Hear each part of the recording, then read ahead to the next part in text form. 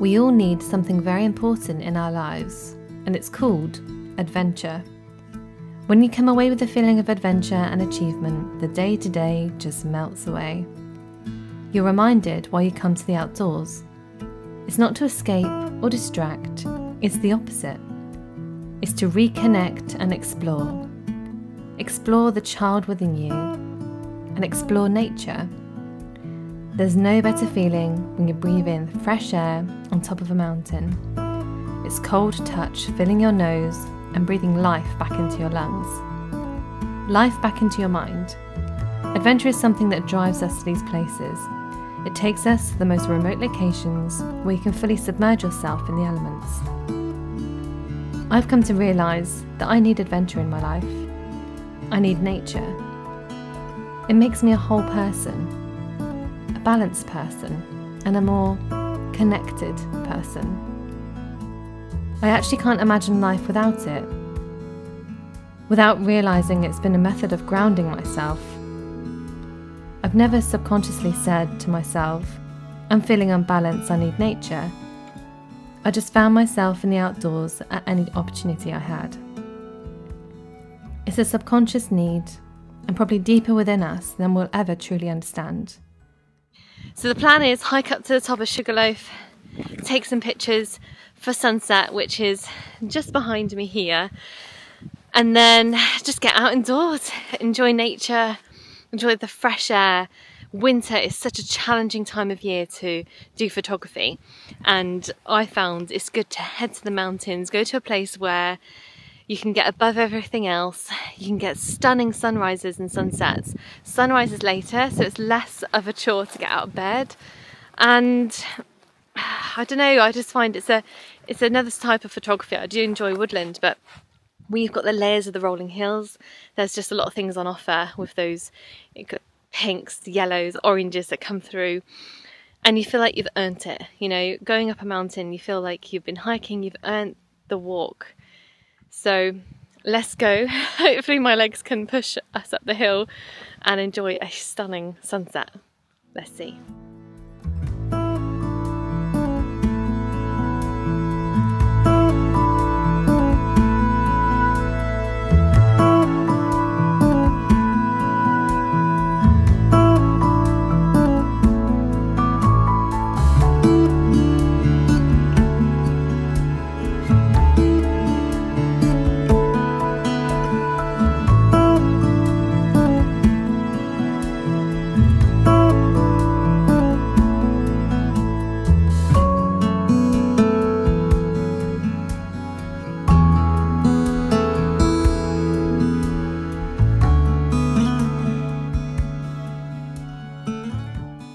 We're out in the elements and I'm just really enjoying being back to enjoying nature.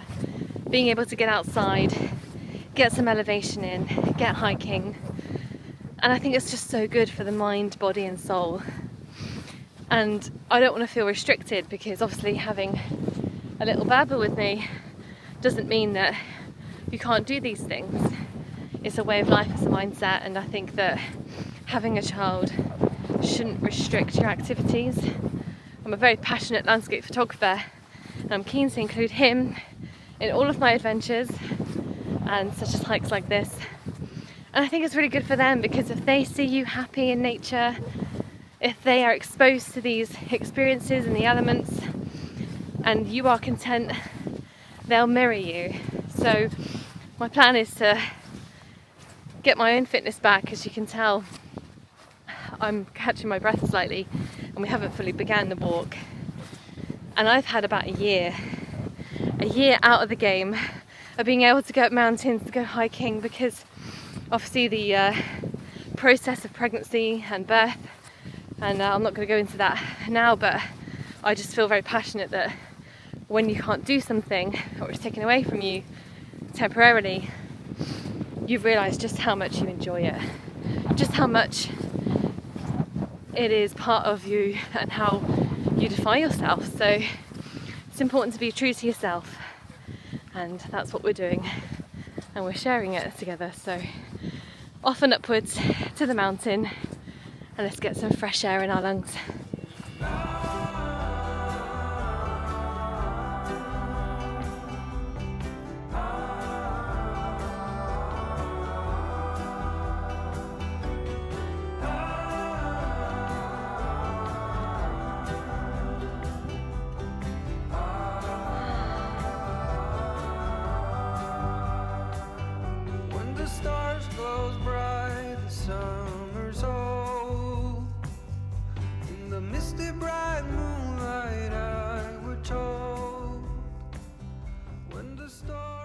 So we've got this stunning light that is behind me.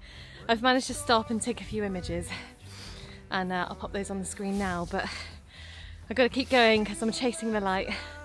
And I've also found if I stop for more than 2 seconds, he starts to cry, or at least get restless. He doesn't cry, but yes, onwards, upwards, almost at the top. When you feel there's nothing more ahead, the hills they seem all green, but they hide all the monsters. And you kept holding my hand as you reach for water.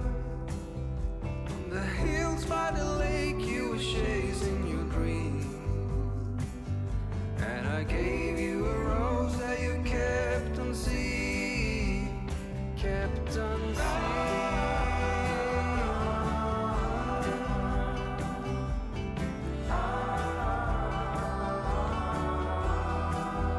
It was worth the fight.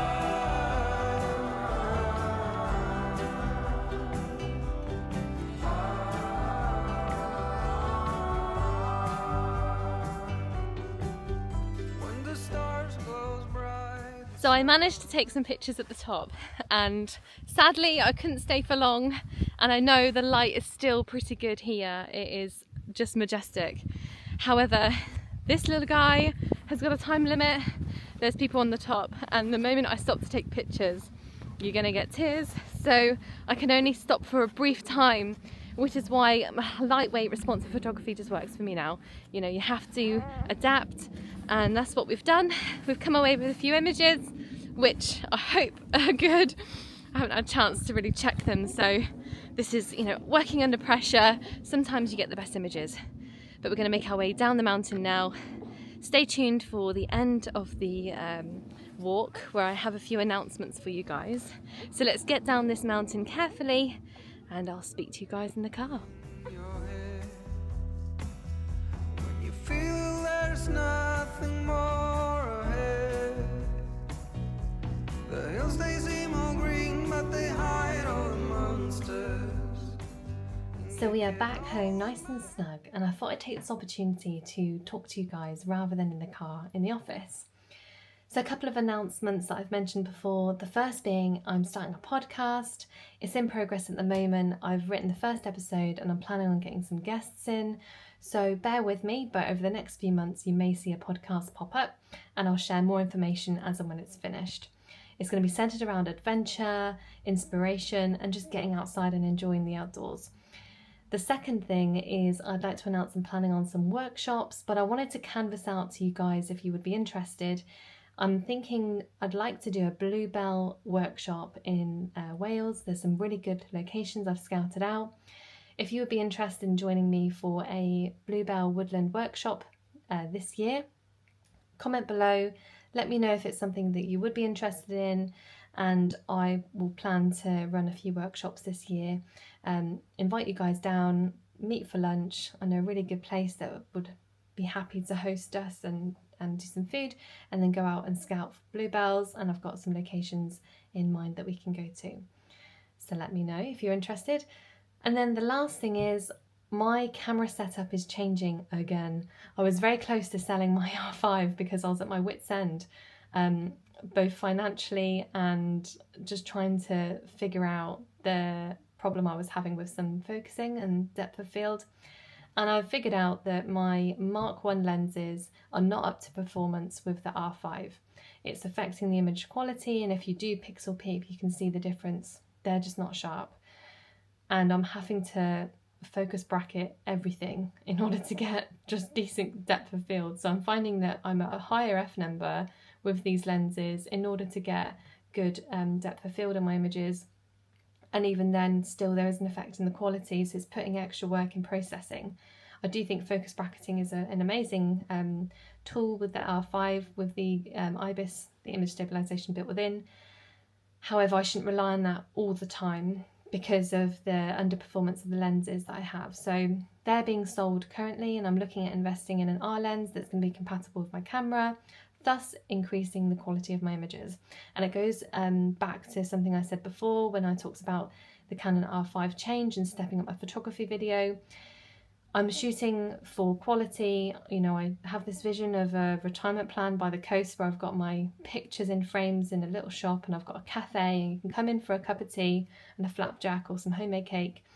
And you know, we think of these things of what, you know, where do we see our work going? Where do we see our lives going? And I do want to be invested in my gear now, so there's that longevity of quality in the future. And that's everything I wanted to talk to you guys about, and I just wanted to assure you that I'm very committed to this channel, and I really appreciate, you know, a massive thank you to all of you who have followed me, subscribed since the beginning, or have recently joined this channel. It really does mean a lot to me, and it means that I can continue to create content and share what I'm passionate about to inspire you. And the plan with this channel is to be more consistent and to post regularly. So I'll be posting videos every 2 weeks, maybe every week if I can fit a video in, depending on the schedule with little baby.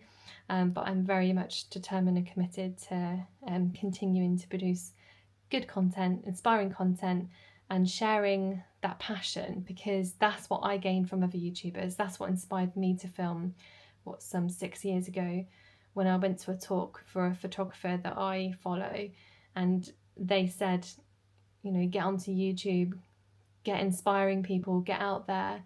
And it was watching other people's videos that made me get up for sunrise to shoot the sunrise and see these just amazing scenes, this amazing landscape. And if it wasn't for them, I probably wouldn't have been consistent. I probably wouldn't have continued. So there's an element for me of like giving back and, you know, carrying the torch and sharing that passion. And I hope that comes through in the videos. So that's everything I wanted to discuss. Thank you very much for following and watching this video. And if you haven't already, please like and subscribe. And I'll see you in my next video. Take care.